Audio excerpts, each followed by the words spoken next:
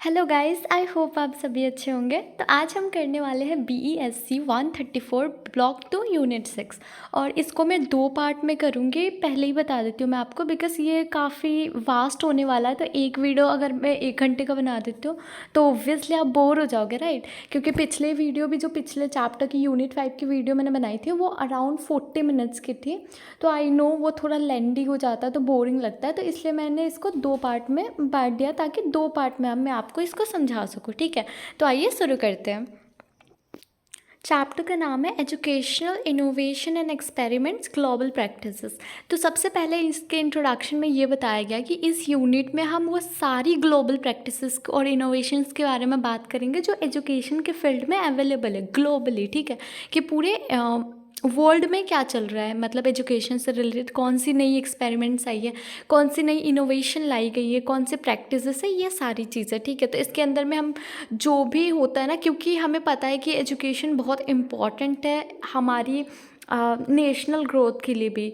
तो इसलिए हम इसके बारे में पूरा पढ़ने वाले कि ग्लोबली कौन से सारे इनोवेशंस या प्रैक्टिसेस को हम फॉलो करते हैं, ठीक है। तो हम आते हैं नेक्स्ट टॉपिक पे, that is meaning of educational innovation eight global level, ठीक है। तो सबसे पहले ये बताया गया ना कि इनोवेशन का मतलब है ना, कोई भी एक इंस्ट्रूमेंट जो कि डिज़ाइन इसलिए किया जाता है ताकि कोई भी एरिया हो, ठीक है, कोई भी इंस्टीट्यूशन एजुकेशनल एरिया में उसमें चेंजेस ला सके, बेटरमेंट ला सके, ठीक है। अब ये टीचर्स और स्टूडेंट्स को इनकरेज करती है ताकि वो एक्सप्लोर करें नई चीज़ें, नए आइडियाज़ को, देन रिसर्च करें और वो सारे टूल्स को यूज़ कर सके जिसके थ्रू हम उसमें बेटरमेंट ला सकते हैं, ठीक है। अब ये बहुत सारे तरीके होते हैं इसमें कि किस तरीके से हम प्रॉब्लम्स को देखते हैं, सोल्यूशन देखते हैं, वो रिसर्चर पर डिपेंड करता है। तो ये सारी चीज़ें हम आगे पढ़ने वाले, ठीक है। तो next topic is community livelihood and vocational training, Sonam Wangchuk चुक वॉट एवर।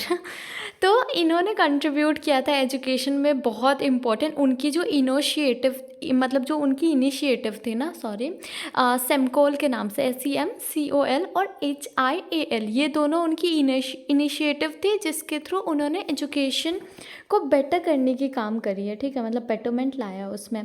अब उन्होंने ना जो एक्सेस टू एजुकेशन होते हैं कि किस तरीके से बच्चे एक्सेस कर सकते हैं एजुकेशन को, कन्वीनियंट और इजी बनाया कि बहुत इजीली बच्चे, चाहे वो किसी भी एरियाज़ के हो ना, वो सारे किसी भी डिफ़िकल्ट टेरेन में भी अगर होंगे ना, कि ऐसे एरिया जहाँ पे प्रॉब्लम्स होती है, थोड़ी ज़्यादा डिज़ास्टर्स वगैरह होते हैं, तो वैसे एरिया के बच्चों के लिए भी थोड़ा ईजी करा था उन्होंने, ठीक है।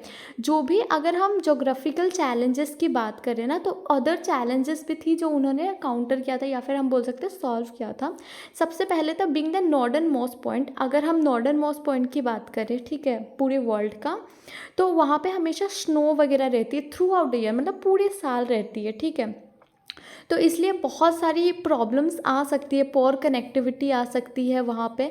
तो ये सारी प्रॉब्लम्स को सबसे पहले देखा। And then the next thing is text book और जो असेसमेंट होते हैं ना, जो कि उर्दू, अगर हम बात करें ग्रेड 8 के, ठीक है, उसके नीचे ना जितनी भी क्लासेस, उनके सब्जेक्ट ना उर्दू में हुआ करते थे, ठीक है, क्योंकि वहाँ के कंट्रीज़ में Urdu is there regional language. Then class 9th और 10th की अगर हम बात करें, 8 के बाद, तो वो इंग्लिश तब इंट्रोड्यूस कराया जाता था उनको, ताकि वो इंग्लिश लैंग्वेज से भी फेमिलियर हो सके। अब क्योंकि दोनों लैंग्वेज, मतलब नहीं, सॉरी, मैंने जो पहले बोला था ना कि उनकी रीजनल लैंग्वेज है, नहीं है। अगर हम बात करें ना, तो दोनों लैंग्वेज का जो नेचर है ना, वो लद्दाख के स्टूडेंट का नहीं है, तो उनको बहुत प्रॉब्लम्स हो सकती थी, पहले ऐसा होता था। देन उन्होंने इस चीज़ में चेंजेस लेके आए कि कैसे वहाँ के बच्चे किस तरीके से, कौन सी लैंग्वेज में समझ सकते, क्या इफ़ेक्टिव होगी उनके लिए, ये सारी चीज़ें, ठीक है। देन द नेक्स्ट इज़ जो टेक्स्ट बुक होते हैं ना, वो उसमें जो एग्जांपल्स वगैरह दी होती थी कल्चर से या इन्वायरमेंट से रिलेटेड, वो बहुत ही अनफेमिलियर होती थी, लोग रिलेट नहीं कर पाते थे। नेक्स्ट इज़ कि जो हमारे ट्रेन टीचर थे, वो उनकी अवेलेबिलिटी कम थी वहाँ पे। देन जो बच्चे जो स्कूलिंग करते थे, उनको बहुत सारी एम्प्लॉयमेंट में भी बहुत सारी प्रॉब्लम होती थी, वो फिट नहीं हो पाते थे एम्प्लॉयमेंट के लिए, जो उनको पढ़ाया होता था वो ट्रेन नहीं करते थे इस वे में कि वो एम्प्लॉयड हो सके, ठीक है। कोई भी इन्वॉल्वमेंट नहीं होता था, मतलब कम्युनिटी का एजुकेशन सिस्टम में। तो ये सारी प्रॉब्लम्स को मद्देनज़र रखते हुए, कोट नहीं चल रहा गाइस, तो ये सारी चीज़ों को, ये सारी प्रॉब्लम्स को उन्होंने रखा, लाइक इन सारी प्रॉब्लम्स पे उन्होंने एक्सपेरिमेंट करी, ठीक है। ये चीज़ है।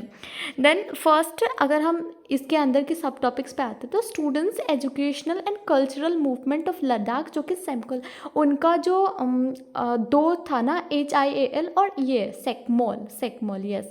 तो इसके बारे में सबसे पहले पढ़ते हैं। तो ये इसलिए लॉन्च किया गया था ताकि जो भी ग्रास रूट चैलेंजेस होती है ना, जो बिलीफ होती है हर चाइल्ड की कि एक नेचुरल गिफ्ट होती है, ठीक है, किसी भी चाइल्ड के अंदर, उनके अंदर थिंकिंग की कैपेसिटीज़ होती है, वो अच्छे से सोच पाते हैं, उनके अंदर क्यूरियोसिटी होती है। आप देखते हो ना बच्चे हमेशा सवाल पूछ रहे होते हैं छोटी छोटी चीज़ों के लिए, तो ये नेचुरल गिफ्ट होती है, उनका क्रिटिकल थिंकिंग वगैरह भी है। तो ये सारी चीज़ों को ध्यान में रखते हुए इस ऑब्जेक्टिव के साथ इसको लाया गया था कि हम यूथ को इस तरीके से एजुकेट कर सके कि एक सस्टेनेबल फ्यूचर और माइंडफुल लिविंग बना सके, मतलब एक ऐसा एनवायरनमेंट बना सके उनके लिए, ठीक है। तो सबसे जो प्राइमरी स्टेप होता था ना, सबसे पहला स्टेप वो था कि जो टेक्स्ट बुक वगैरह थी, जो किताबें वगैरह, वो रीजनल लैंग्वेज में अवेलेबल बनाई गई। देन उन्होंने स्किल एनहांसमेंट पे भी फोकस करा कि कैसे स्किल्स इंप्रूव कर सकता है, चाहे वो लाइफ के स्किल्स हो, लाइफ रिलेटेड, या वोकेशनल स्किल्स हो। ये सारी जैसे वोकेशनल स्किल्स आप बोल सकते हो, gardening, cooking, animal husbandry, agricultural practices, ये सारी चीज़ें, ठीक है। तो इसका जो कैंपस था वो इको विलेज हुआ करता था, जहाँ पे स्टूडेंट्स मतलब इन्वायरमेंट के साथ बैलेंस, ठीक है, जहाँ पे स्टूडेंट्स, स्टाफ और वॉलंटियर ये सारे एक साथ सीखते थे, वो सारे एक साथ रहते थे, वो गुरुकुल वाला कंसेप्ट थोड़ा बहुत वैसे टाइप, ठीक है। तो ये ना कोई कन्वेंशनल स्कूल नहीं होता था जहाँ पे आपको मतलब लाइक आप बोल सकते हो ना कि एग्ज़ाम्स देने पड़ रहे हैं जो टाइम टू टाइम हमारे जैसे स्कूल्स होते हैं, अभी वैसे स्कूल नहीं था। वो एक ऐसा प्लेस था जहाँ पे हम प्रैक्टिकल कोई भी इन्वायरमेंटल, सोशल या ट्रेडिशनल नॉलेज को गेन करते हैं, हमारी वैल्यूज़ एंड स्किल्स को इम्प्रूव करते हैं और ज़्यादा प्रैक्टिकली चीज़ें देखते हैं, ठीक है, ग्राउंड लेवल पे।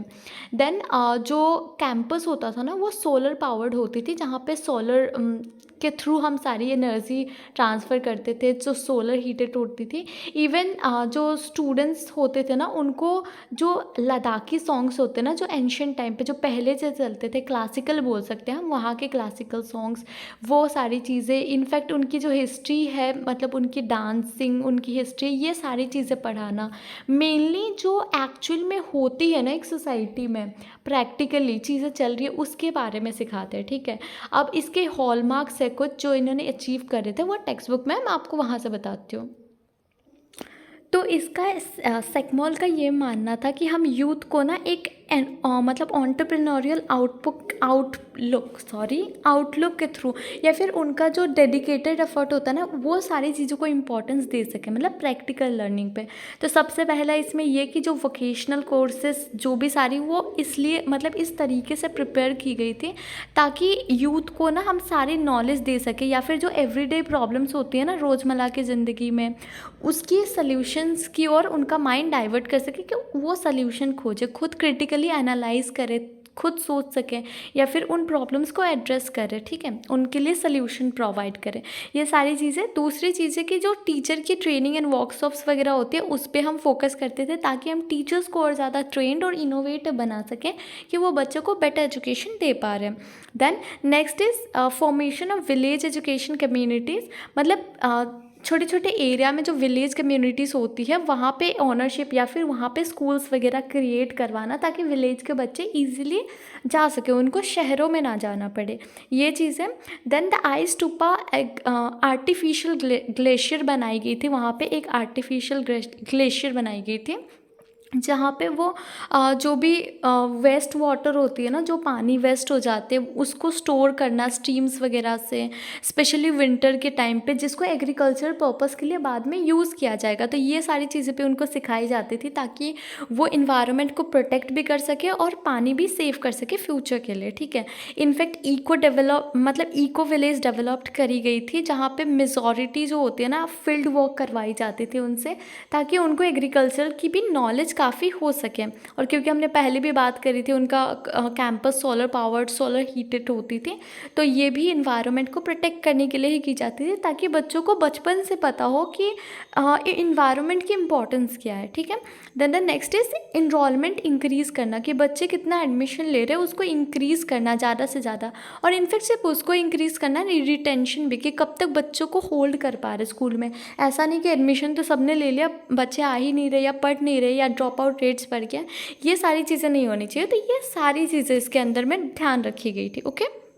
अब हम आते हैं नेक्स्ट टॉपिक पे, that is the Himalayan institute of alternative learning, HIAL, जो उनकी दूसरी इनिशिएटिव थी। ठीक है। तो ये एक स्किल बेस्ड यूनिवर्सिटी है जहाँ पे हम एनकरेज करते हैं बच्चों को कि जो भी एक्सपेरिमेंटल लर्निंग होती है ना, जो प्रैक्टिकल एप्लीकेशन होती है, कि लाइक किसी भी नॉलेज को जो हमने सीखा है थ्योरेटिकली, उसको प्रैक्टिकली कैसे अप्लाई करनी है, ये सारी चीज़ें। ठीक है। अब यहाँ पे जो भी यूथ होते थे लद्दाख के, क्योंकि हम लद्दाख साइड की बात करें उस एरिया के, तो जो भी यूथ होते थे उनको इंगेज किया जाता था डिफरेंट चीज़ों में, लाइक अलग माउंटेनियस रीजन में या हिमालय रीजन में, ताकि वो अपने सोल्यूशन ला सके कि वहाँ पे उस रीजन में रहने वाले लोगों की प्रॉब्लम्स क्या है, क्योंकि वो वहाँ पे स्टे कर रहे हैं, उन्हें पता है सारी चीज़ें, तो वो अगर एनालाइज करेंगे, वो सोल्यूशन देंगे, तो इट्स विल बी बेटर, वो सीखेंगे भी उससे। तो इसलिए ये सारी चीज़ें लाई जाती है। ठीक है। ये एक नॉन सेक्टेरिंग इंस्टीट्यूट है, मतलब इसकी जो मतलब आप बोल सकते हो प्रिंसिपल्स है ना, अगर हम सेक्मोल की बात करते हैं ना, तो उसके जैसा प्रिंसिपल सेम है, बट अगर हम HIL की बात करें तो वो थोड़ा और लार्ज स्केल पे, मतलब इसकी स्कोप थोड़ी और ज़्यादा एडवांस है। इसका मेन एम है ना कि अपॉर्चुनिटी प्रोवाइड कर सके बाय अलग अलग काम करके, लाइक प्रैक्टिकली चीज़ें करके, वॉक टीम गाइड करके, या फिर जो भी एक्सपर्ट्स की हेल्प लेके ना, ये सारी चीज़ों पे फोकस करना, मतलब overall practical enhancement, problem solving. ठीक है। देन इसके जो पिलर्स है ना, सबसे पहला आता है लर्निंग बाय डूइंग, मतलब चीज़ों को करते हुए सीखना, मतलब एक्सपेरिमेंट करते करते हम सीखते ना चीज़ें, कि हाँ ऐसे करते हैं, अच्छा हाँ ये सारी चीज़ें, तो वो चीज़ें। ठीक है। ताकि हम बच्चों में एक intellectual curiosity, reflection, compassion, creativity और स्किलफुलनेस इंक्रीज़ कर सके या ला सके। ठीक है। तो इसके अंदर पे हम जो लर्नर की डेवलपमेंट होती है ना, लाइव लर्निंग लैब्स के थ्रू, मतलब लाइव वो सीख रहे, वो कर भी रहे और वो सीख भी रहे, तो इन सारी चीज़ों पे फोकस करते हैं, ताकि हम बच्चों के अंदर लीडरशिप क्वालिटीज़ ला सके, उनको एंटरप्रेन्योर बना सके सबसे ज़्यादा, क्योंकि बहुत ज़रूरी होता है एक कंट्री में बहुत सारे एंटरप्रेन्योर्स का आना, क्योंकि जितना ज़्यादा बिजनेस ग्रो करेगा उतना ज़्यादा कंट्री को बेनिफिट होगी। तो ये सारी चीज़ें। ठीक है। Next is collaborative teaching. तो HIL में ना एक नेटवर्क बिल्ड करते हैं हम कोलैबोरेटिव पैटर्न का, जो कि मतलब सपोर्ट करती है जो भी रिसर्च, टीचिंग या एक्सचेंज प्रोग्राम्स वगैरह में। तो जो गेस्ट लेक्चर्स होते थे ना, वो हमें फैकल्टी के पास जाके, जो इंडस्ट्रीज़ के जो एक्सपर्ट होते थे, जो ऑलरेडी इस काम में है, उसके पास जाके रेगुलर बेसिस पे उनके साथ कोलैबोरेट करते थे, ताकि हम ज़्यादा से ज़्यादा सीख सके प्रैक्टिकल चीज़ों को। बिकॉज ऐसा है ना कि फॉर सपोज़ कोई इंडस्ट्रीज़ है, कोई फूड प्रोड्यूसिंग इंडस्ट्रीज़ की बात कर ले, अगर हम वहाँ पे जा रहे हैं, उनसे बात कर रहे हैं, तो हमें प्रैक्टिकली चीज़ें पता चलेगी कि कौन सी ऐसी चीज़ें जो अवॉइड करनी होती है इसमें, कौन सी ऐसी चीज़ें हैं जो डाल सकते हैं, कौन सी चीज़ें ऐसी है जो स्टोर कर सकते हैं, तो बहुत सारी नॉलेज मिलती है। तो वो इनको ऐसे रेगुलरली उनको एनकरेज करते थे कि वो विज़िट करें। ठीक है। और प्रोग्राम को भी इस तरीके से बनाया गया था कि वो अपना जो लर्नर्स है ना, वो शेयर कर सके अपने एक्सपीरियंसेस, जो टीचर्स हैं वो भी शेयर कर सके, ताकि वो प्रैक्टिकली उस चीज़ से सीखें। Then the next is research and innovation. अब लर्नर्स जो भी सारे एकेडमिक लेवल पे होते थे, उनको एनकरेज किया जाता था कि वो रिसर्च करें, या फिर जो भी क्रिएटिव एंडावर्स होते हैं, मतलब कोलैबोरेट करें, जो भी फैसिलिटेटर्स हैं ना, उनके साथ कोलैबोरेट करें और चीज़ें सीख सकें। अब इसके अंदर में जो भी प्रोजेक्ट होती थी, वो फ्री थिंकिंग को एनकरेज करती थी, कि बच्चे फ्रीली सोच सकें, सल्यूशन सोच सके, जो एड्रेस कर सके जितनी भी चैलेंजेस होती है ना, जो एक्सपीरियंस होती है माउंटेनियस कम्युनिटीज़ के लोगों को, वो सारी चीज़ें। तो इसके अंदर में ये चीज़ें थी जो उन्होंने ध्यान में रख के और लाई थी ये। देन नेक्स्ट इज़ इसके अंदर, मतलब इसके अंदर ही आता है लाइव लर्निंग लैब्स, जो आपने टर्म भी सुना है अभी।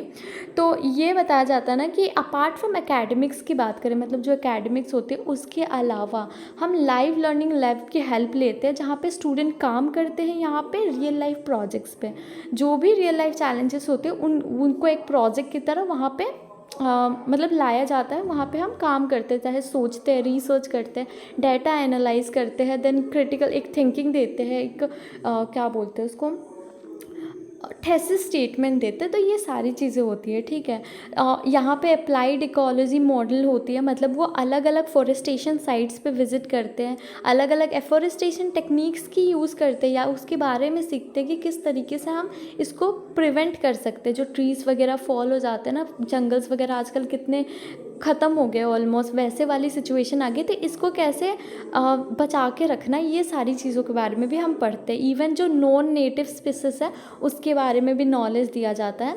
तो ड्यूरिंग ये जो एक्सपेरिमेंटल लर्निंग का जो फेज़ होता है ना, ये पूरा प्रोजेक्ट जब चल रहा होता है तो उनको बहुत सारी अपॉर्चुनिटी मिलती है, चाहे इंडिविजुअली वो काम कर रहे हो या टीम बना के उनको भेजा गया, और ये सारी चीज़ें होती है, ठीक है।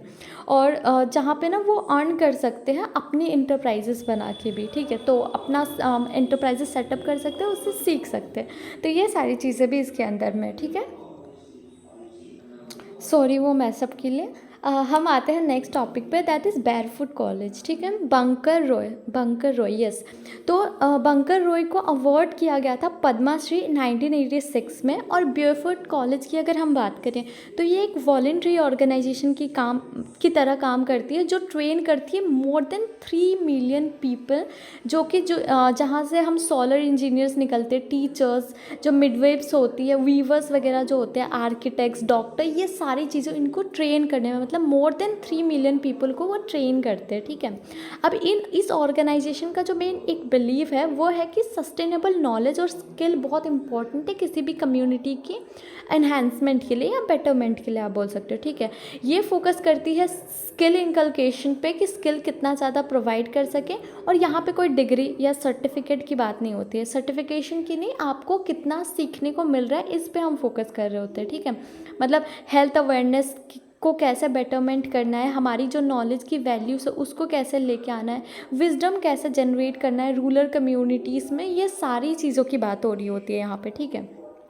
अब आते हैं नेक्स्ट क्वेश्चन पे, जो कि Y women and poor rural communities were chosen, ठीक है। मतलब विमेन को और जो पुअर, मतलब जो गरीब के जो रूरल कम्युनिटीज़ से बिलोंग करते थे, उनको क्यों चूज़ किया था, ठीक है, इसके अंदर में।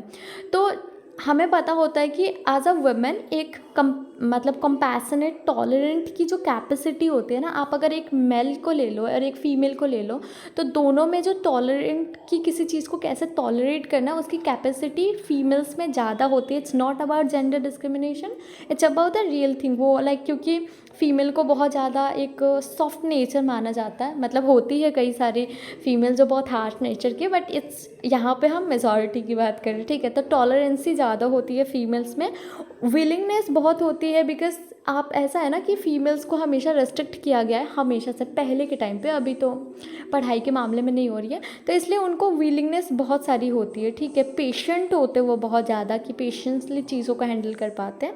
तो ये सारी चीज़ें ना बहुत इम्पॉर्टेंट है कि हम एवरीडे ऑपरेशंस में ला सकें, क्योंकि ये इम्पॉर्टेंट होता है जब हम कोई भी रिसर्च कर रहे होते हैं, ठीक है, कि हम किस तरीके से टॉलरेट कर रहे हैं, ध्यान दे रहे हैं और इनफैक्ट फोकस रह रहे हैं उस चीज़ में, ठीक है, भटक नहीं रहे एंड वॉट एवर, ठीक है। तो यहाँ पे हर विमेन को ट्रेन किया जाता था कि वो एक ट्रेनर बन सके। पहले कुछ विमेन को लेंगे, उनको ट्रेन करेंगे, फिर उनको ट्रेनर बनाएंगे और देन आगे के लोगों को ट्रांसफ़र करेंगे वो नॉलेज। ये सिस्टम होता था इनका, ठीक है। देन नेक्स्ट चीज़ अगर हम देखें तो करिकुलम ऑफ बेयरफुट कॉलेज, मतलब जो इनका करिकुलम होता था ना बेयरफुट कॉलेज का, वो फॉलो करते थे गांधी जी के लाइफस्टाइल से, ठीक है, जहाँ पे खाना, सोना, काम करना फ्लोर पे होती थी। अब जो भी लिटरेट या सेमी लिटरेट वेमेन होती थी ना, जिनको थोड़ा बहुत ऐसा नॉलेज, उनको ना ट्रेन किया जाता था ताकि वो एक इंजीनियर बन सके। मतलब उनको ट्रेन किया जाता था इस तरीके से कि वो जो भी सोलर इलेक्ट्रीफाइड चीज़ें होती है ना, उनको बना सके, घरों अलग अलग बहुत सारे घरों तक पहुंचा सके, ठीक है। अब यहाँ पे जो स्टे का ड्यूरेशन होता था, जैसे हमारे यहाँ होता है ना कि एक क्लास का 1 साल होता है, तो वैसे यहाँ पे स्टे का जो ड्यूरेशन होता है वो डिफाइन कोई ड्यूरेशन के थ्रू, मतलब एक फ़िक्स टाइम नहीं होता, वो डिपेंड करता है एक इंडिविजुअल की एफर्ट पे, प्रोग्राम्स के ऊपर नहीं, ठीक है, कि कितना जल्दी कोई पर्सन सीख पा रहा है, जितना जल्दी सीख ले आपका प्रोग्राम उसी टाइम ख़त्म हो गया। ये सारी चीज़ें होती है, ठीक है। दैन नेक्स्ट थिंग इज़ उसका वैल्यूज़ क्या है, मतलब जो बेयरफुट कॉलेज है उसकी वैल्यूज़ क्या है।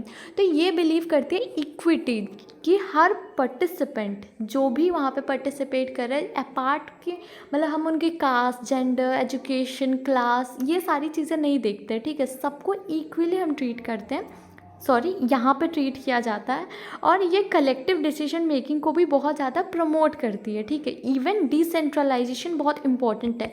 डिसेंट्रलाइजेशन हमने पहले के चैप्टर्स में भी पढ़ी है, मतलब जब पावर ना धीरे धीरे एक लेवल पे लेवल वाइज डिस्ट्रीब्यूट होती है तो that is called decentralisation, okay. तो यहाँ पे कलेक्टिव डिसीजन मेकिंग भी बहुत इंपॉर्टेंट है ताकि हम हर पार्टिसिपेंट को एम्पावर कर सकें कि वो किस तरीके से नीड्स को ना मतलब समझ पा रहे चीज़ें। देन ये हर पार्टिसिपेंट्स को ग्रूम करने की भी काम करती है। ग्रूम इन द सेंस वो मेकअप वाला नहीं, ग्रूम इन द सेंस कि ओवरऑल पर्सनालिटी एनहेंसमेंट वाला, कि कितनी पर्सनालिटी एनहेंस हो पा रही है, बच्चे में कितना ज़्यादा कॉन्फिडेंस आ पा रहा है, ये सारी चीज़ें ध्यान दी जाती है इसमें, ठीक है। देन अगर हम वैल्यू सिस्टम की बात करें तो इसके अंदर में आती है इक्वालिटी पे फोकस करते हैं, कलेक्टिव डिसीजन मेकिंग पे, डिसेंट्रलाइजेशन, ऑब्वियसली सेल्फ रिलायंस और ऑस्टेरिटी, ठीक है। मतलब overall that is related to the personality, हम पर्सनालिटी पे काम कर रहे होते हैं, ठीक है। Then next is initiative by barefoot college towards community empowerment. अब जो कौन कौन से उनकी इनिशिएटिव है, ठीक है, ताकि हम एम्पावरमेंट ला सके सारी कम्युनिटी में, सारे स्टूडेंट्स में। तो सबसे पहला है सोलर ब्रिज स्कूल्स। तो सोलर ब्रिज स्कूल्स लाई गई थी ताकि जो भी 6 से 14 साल के बच्चे हैं ना, उनको गैदर कर सके रात को, ताकि वो सीख सके सोलर लैंटर्न्स के बारे में। आपको लैंटर्न्स पता होगा, कुछ लोगों को नहीं पता होगा क्योंकि हमारा जेनजी जनरेशन है, but let me tell you, मतलब ऐसे लाइक होता है ना, आप आजकल बोल सकते हो जो आपकी इमरजेंसी लैंप्स आती है ना, वो उस टाइम पे होती थी, ठीक है। तो सोलर लैंटर्न्स के बारे में उनको सिखाना कि किस तरीके से आप पढ़ सकते हैं, इसका यूटिलाइज़ कर सकते हैं प्रॉपर वे में, कि सुबह सुबह आती है ना धूप, तो एंड देन उसके बाद उसको कैसे यूज़ करना है नाइट में, ये सारी चीज़ें। अब इसके अंदर में हम स्टूडेंट्स की जो भी फैमिली के जो रिस्पॉन्सिबिलिटीज़ होती है ना, कि वो मेन स्कूल अटेंड नहीं कर पाते, कि लाइक सुबह उनको काम होता है, like most of the girls को घर की काम होते हैं, एंड देन फील्ड वर्क होते हैं लड़कों को। ये सारी चीज़ों को ध्यान में रखते हुए इन्होंने ये चीज़ों को नाइट में रखा था, क्योंकि नाइट में मोस्ट ऑफ द टाइम चीज़ें फ्री होती है, ठीक है। तो इसलिए ऐसे फाउंडेशन क्रिएट करना जहाँ पे जेंडर इंक्लूजन की बात करते हैं, हेल्थ की बात करते हैं, रूरल सेटअप्स को इम्प्रूव करते हैं। देन नेक्स्ट इनिशिएटिव जो उनकी थी वो थी ब्रीच ट्रांजिशन स्कूल्स। अब इसके अंदर में ना जो भी प्रीवियस एनरोल स्टूडेंट होते हैं ना, मतलब जो फॉर्मल एजुकेशन सिस्टम में प्रीवियसली पहले ऑलरेडी एनरोल हो चुके हैं, वो किस तरीके से अपने पीयर्स, मतलब जो अपने क्लासरूम है उनके साथ कैचअप कर सके, किस तरीके से वो कंटिन्यू कर सके अपना एजुकेशन सिस्टम को, इसके लिए ये चीज़ें लाई गई थी, ठीक है। तो हम इस पार्ट में ना इतना ही करते हैं। आगे का जो डेमोक्रेटिक स्कूल है उसके आगे के जितने भी टॉपिक्स हैं मैं आपको नेक्स्ट पार्ट में एक्सप्लेन कर दूंगी, ठीक है। आई होप आपको समझ आ गया हो। कोई प्रॉब्लम होगा आप कमेंट सेक्शन में पूछ सकते हो। एंड तब तक के लिए बाय बाय।